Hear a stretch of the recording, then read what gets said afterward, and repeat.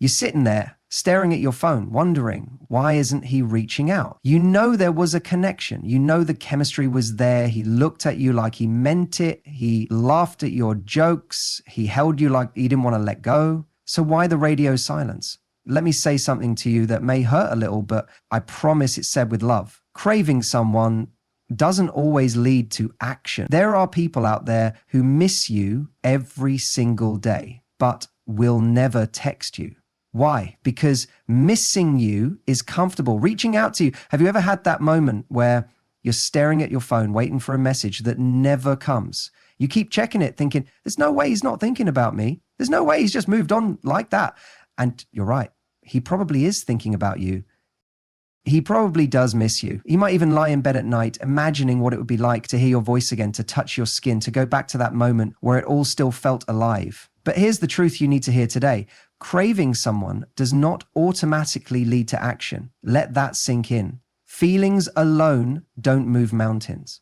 They don't dial phone numbers. They don't book flights or write apologies or say, I messed up and I want another chance. People move mountains. People make calls. People show up. We all want to believe that if someone misses us badly enough, they'll come running. That craving creates courage. That longing creates movement. But what actually happens more often? He craves you and he does nothing. Why? Because craving is passive. It costs nothing.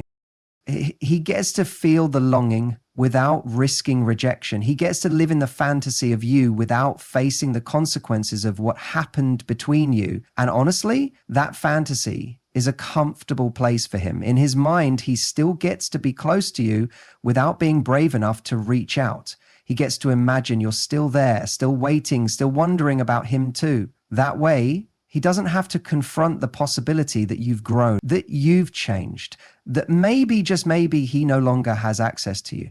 Reaching out requires vulnerability. It means swallowing pride. It means opening the door to disappointment. It means possibly hearing no. And some people, regardless of how much they crave you, aren't willing to risk that. Their ego, their fear, their uncertainty, it's louder than their desire. So they stay silent. And you sit there wondering if it was all in your head.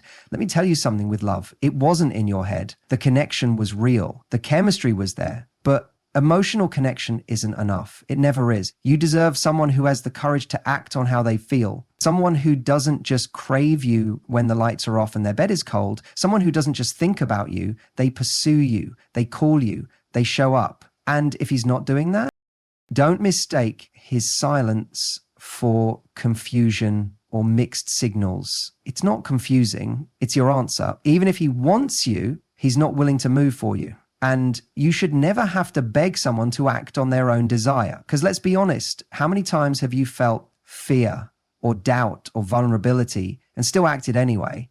You've had those moments, right, where you picked up the phone, even though you were scared, where you sent the text, even though your pride was on the line, where you said what you felt because it mattered more than your ego. That's courage. That's emotional maturity. And that's what you deserve in return. Don't waste your time decoding someone's silence or justifying their inaction. Stop trying to comfort yourself with, he's probably scared, or maybe he just needs more time. Maybe he is scared, but fear doesn't excuse apathy. Fear doesn't earn space in your life. You don't want a man who only acts when it's easy. You want a man who steps up when it's hard. Who doesn't just feel the craving, but takes the risk to pursue you because you're worth it.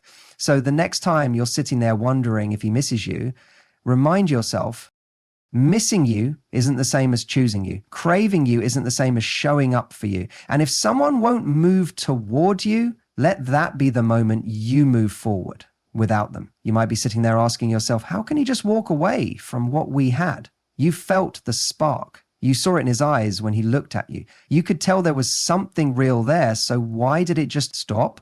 Here's something that will help you understand what's really going on. For some people, the idea of you is safer than the reality of you.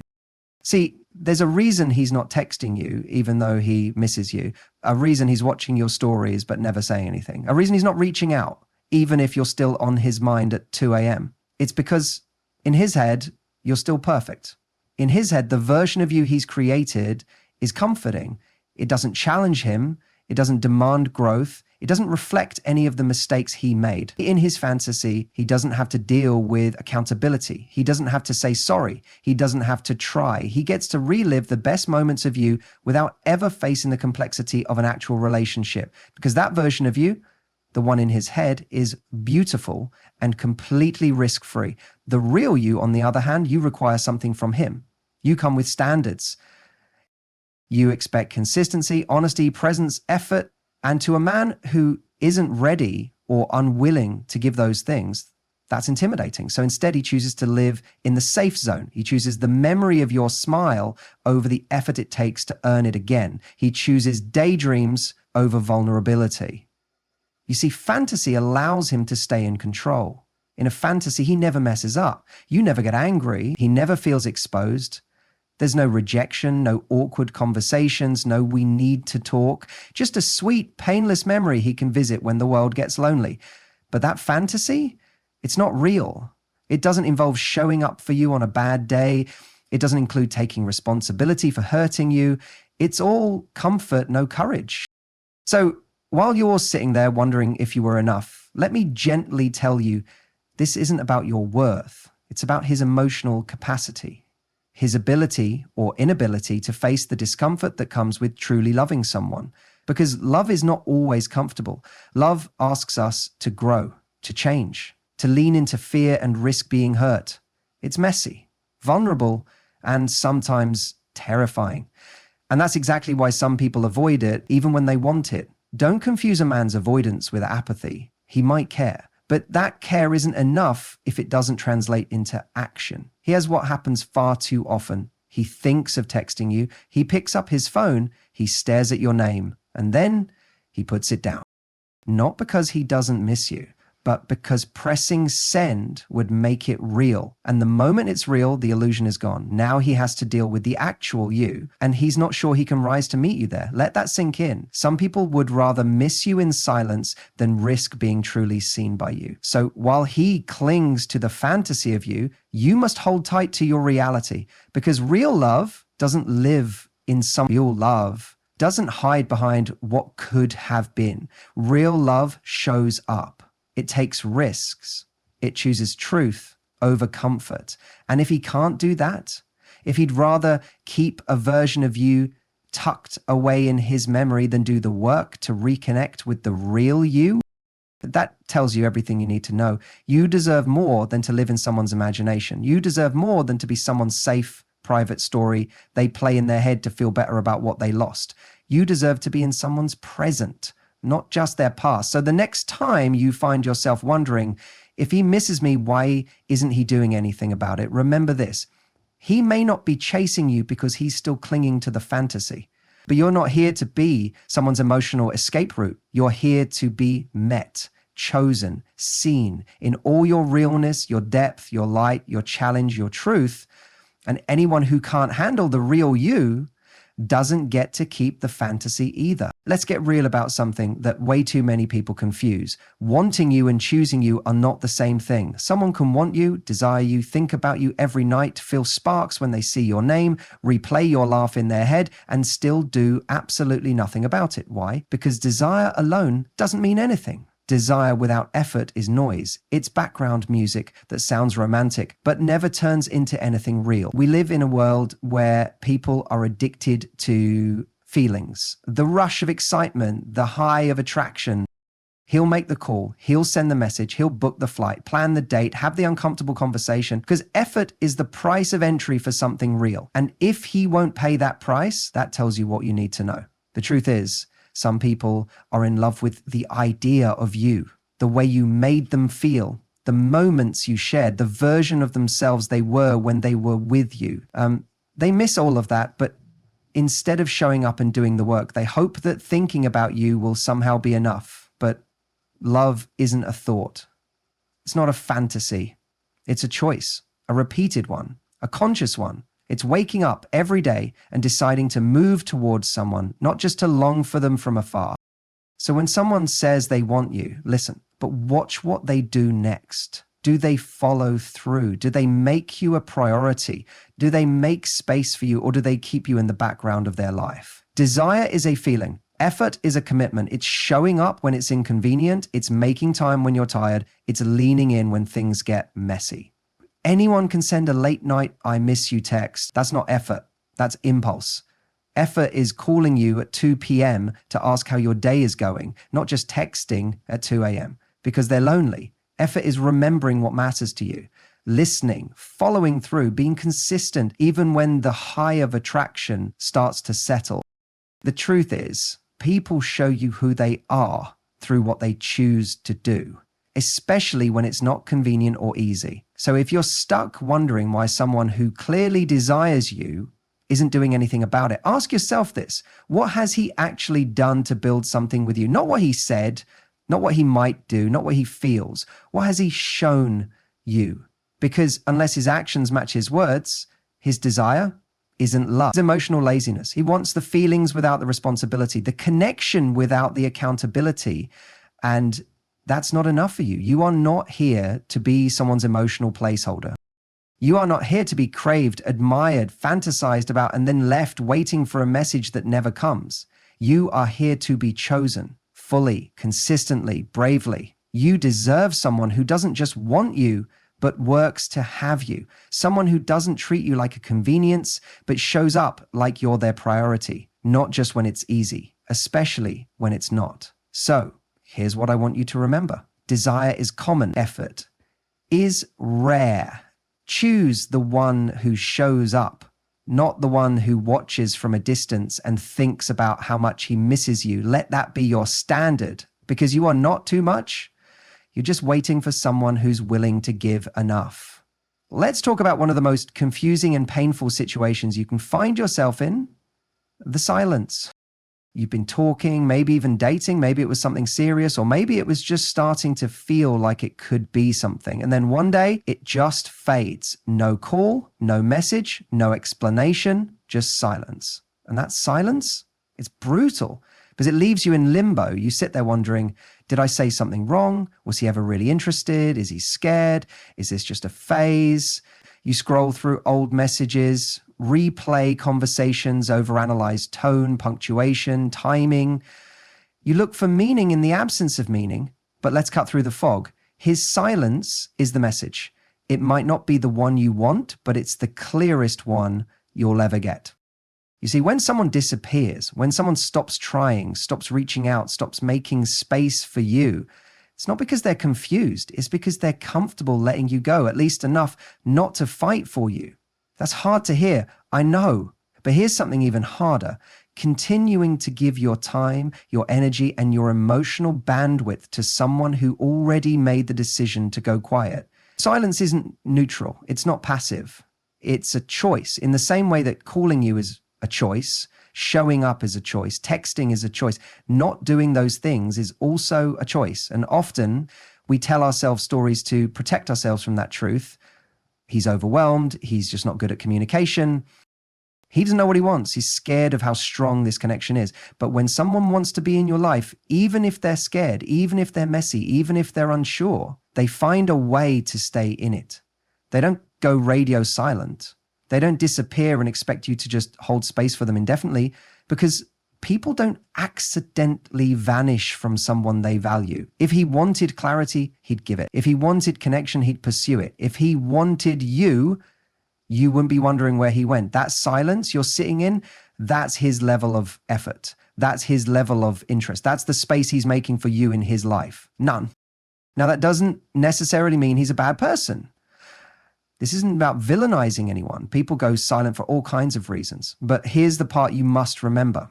His reason doesn't matter more than your reality, because your reality is this: you're waiting for someone who isn't choosing you. And every day you wait, you're teaching yourself to settle for less than you deserve. So let's flip this around. What if his silence is a gift? What if instead of seeing it as rejection, you see it as release? He's telling you without saying a word, I'm not your person. He's showing you through inaction that he's not willing to step up, not willing to match your energy, not willing to create the emotional safety you need. You don't need to decode that. You need to believe it, because someone who truly sees your value isn't going to risk losing you through silence. They're not going to ghost, breadcrumb, or vanish. They're going to communicate, even if it's uncomfortable. even if they're unsure, even if the answer is, I don't think I'm ready. You deserve that honesty. So here's the move. Instead of filling in the silence with assumptions, stories, or false hope, meet it with your own clarity. If he goes quiet, you go clear, not cold, not angry, just clear. Clear on what you deserve, clear on how you expect to be treated, clear on the fact that love, connection, and commitment are not found in silence, but in presence. Because here's the truth.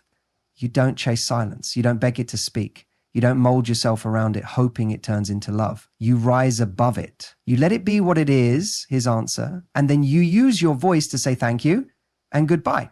Because when someone goes quiet, you don't go small. You don't shrink to fit their comfort zone. You expand into your worth. Let silence be your closure. Let it teach you what real connection looks like, and let it lead you to the person who won't just be thinking about you, but talking to you, showing up, taking action, choosing you, out loud and on purpose. Let's get brutally honest for a second, because this is the part that stings, but also sets you free. Just because a man likes the way you make him feel doesn't mean he truly values you. Let that land. See, when you're in someone's life, especially if you're emotionally intelligent, kind, fun to be around, and nurturing, there's a certain energy you bring that makes people feel good. It's comforting, it's exciting, it's validating. And for someone who doesn't really have that in their own life, you can feel like oxygen. And he'll come around, he'll soak up your warmth, he'll talk to you when he's down, vent to you when he's stressed, flirt with you when he's bored. He might even act like there's something deeper between you. He'll say the right things, maybe even hold you like he means it, but that doesn't mean he's choosing you. It means he's choosing the feeling you give him. And those two things are not the same. You see, we all love people who make us feel better about ourselves, people who inspire us, people who comfort us, people who make us feel attractive, capable, understood. But that doesn't always translate into real commitment or the ability to actually show up for that person in a way they deserve. He might be drawn to your confidence, your attention, your softness, your strength. He might crave your presence. He might keep you around because you're a source of light in his otherwise gray life. But ask yourself this: what happens when it's time for him to give back and it's your turn to need support? When you want to feel chosen, when it's time for effort, for real presence, for consistency, does he show up or does he disappear the moment it stops being convenient? Because here's the reality: when someone truly values you, not just the way they feel when they're around you, they will protect that connection. They'll nurture it. They'll work for it, not just when they need a pick-me-up, but always. If he's only around when it benefits him emotionally, if he reaches out when he's lonely but goes cold when you need clarity, if he lights up when you give but withdraws when you ask, then he's not in love with you. He's in love with what you do for him. And that's not a partnership. That's emotional convenience. You are not here to be someone's emotional cushion. You are not here to patch up someone's ego or give them validation when they're running on empty. You are here to be seen, to be loved for who you are, not just what you offer. It's easy to confuse the two, especially when there's chemistry, especially when he says the right things, especially when it feels like he sees you, when you share your deepest thoughts, when he opens up in ways no one else has before. But here's the test. Does he reciprocate in action? Does he invest the same emotional energy in you when you're the one who needs it? Does he care about your needs, your boundaries, your happiness? Or does it always seem to orbit around him? You have to be brave enough to step back and ask, is this about us, or is this about how I make him feel? Because someone who really loves you isn't just looking for a good feeling. They're looking for a real connection. That means they're there when it's tough. They care about how you feel. They want to give, not just receive. And if you can't do that, then he doesn't value you. He values what he gets from you. It's like someone loving the sun when it's warm on their skin, but cursing it when it gets too hot. They don't appreciate the sun. They just like the comfort when it suits them. Don't let someone dip in and out of your life based on their emotional weather. You deserve someone who sees your light and chooses to stand in it, not someone who hides in the shade when it gets real, not someone who disappears the moment your needs take up space. Because loving someone isn't just about what they feel around you. It's about who they become for you. So if he's only showing up when he wants to feel good, if he only remembers you when he's low, if he gets energized by your love but never returns it in kind, you have your answer. You're not crazy. You're not too much. You're not overthinking. You're just finally recognizing the difference between someone who loves the idea of you and someone who's truly ready to love you. Let him crave the feeling all he wants. Let him miss the way you made him feel. But you go where the real ones are, the ones who show up, who see you, and who give back. One of the biggest emotional traps we fall into, especially when someone pulls away, is thinking we have to prove we're worth staying for. We start performing. We over-explain. We rewrite the story in our heads to make excuses for their behavior, and somewhere in all that self-doubt, we quietly ask ourselves, what more could I do to make him stay? Let me stop you right there. You don't need to do more. You don't need to hustle for love. You are not a product to market. You are not in a pitch meeting for your own heart. When a man truly wants to be with you, he doesn't need convincing. He doesn't need a resume. He doesn't need proof that you're enough. He just knows. And he shows you with how he shows up. But when you start feeling like it's your job to keep his attention, to remind him of your value, to win him back when he's distant, what you're really doing is placing your worth in his hands. You're giving him the power to decide whether or not you're lovable. And that's not where your power belongs. Here's the hard truth. If someone pulls away from you, your job is not to chase them. It's not to shrink yourself. It's not to try harder or speak softer or become more agreeable. Your job is to observe. Let their distance reveal what you could never learn while they were busy performing interest. Because real connection doesn't need performance. It needs presence. It needs consistency. It needs someone who meets you with equal energy, not someone who disappears and then expects you to close the gap. If someone doesn't see your value, you don't convince them. You don't start listing your qualities. You don't suddenly try to be more chill, more patient, more forgiving of red flags. You step back and let them miss out because your value is not up for debate. You don't have to prove that you're smart enough, sexy enough, funny enough, kind enough, low-mean enough. If someone makes you feel like you're in a constant emotional audition, that's not love. That's manipulation. It's emotional breadcrumbs disguised as connection. And yet so many people fall into this cycle. He pulls away. You try harder. He gives just enough to keep the thread alive. You hold on tighter. And all the while, you're draining yourself dry, trying to earn something that should have been freely given. Let's flip the script. Imagine how things would change if the moment he went cold, you didn't warm him up. You didn't chase. You didn't explain. You just said, that's information, because that is information. His effort or lack of it is data. His energy is telling you what place he sees you occupying in his life. And your job is not to fight for a place where you're not being invited. This is about standards. This is about self-respect. This is about being grounded enough in your own worth that you don't beg anyone to recognize it. Because the right person won't need a presentation. They won't need you to teach them how to treat you. They'll show up already aligned with your energy, or they won't show up at all. And both outcomes are a gift. The moment you stop trying to prove yourself is the moment you stop chasing breadcrumbs and start claiming the whole damn bakery. And yes, that might mean walking away from someone you still have feelings for. That might mean grieving a connection you wished had turned into more. That might mean accepting that someone you were excited about isn't showing up the way you deserve. But that acceptance, that's your liberation. Because the second you realize it's not your job to convince anyone to love you, you get all that energy back. You stop over-investing in people who underdeliver. You stop shrinking to be palatable. You stop making excuses for their lack of clarity or consistency. Instead, you start looking for alignment. You start focusing on who shows up, not who says the right thing, but who follows through. Not who gives you butterflies, but who gives you peace. So the next time someone goes quiet on you, the next time someone acts hot and cold, the next time someone tells you they miss you but never makes the effort to see you, don't take it as a challenge. Take it as clarity. You're not here to beg for attention. You're not here to sell your worth. You're here to stand in it. And the people who are meant for you, they'll meet you there. No proving required.